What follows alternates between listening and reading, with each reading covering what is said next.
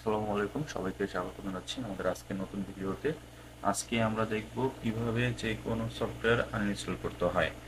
তো software uninstall করার জন্য আপনাকে যেতে হবে কন্ট্রোল প্যানেলে। তো আমি সার্চ অপশনে কন্ট্রোল প্যানেল সার্চ দিব, কন্ট্রোল লিখলেই কিন্তু কন্ট্রোল প্যানেল চলে আসলো। দেন কন্ট্রোল প্যানেলে ক্লিক করব। কন্ট্রোল প্যানেলে ক্লিক করার পরে এরকম আসতে পারে। এরকম আসার পরে প্রোগ্রামস অ্যান্ড ফিচার্সে ক্লিক করব। প্রোগ্রাম অ্যান্ড ফিচার্সে ক্লিক করার পরে এখানে আমার যতগুলো সফটওয়্যার ইনস্টল করা আছে সবগুলো কিন্তু শো করবে। এখান থেকে আমি যে সফটওয়্যারটি আনইনস্টল করতে চাই সেই সফটওয়্যারটি আমাকে ক্লিক করতে হবে।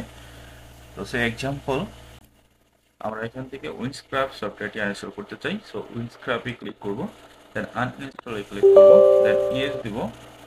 সো এখানে ইয়েস দিয়ে দিলাম।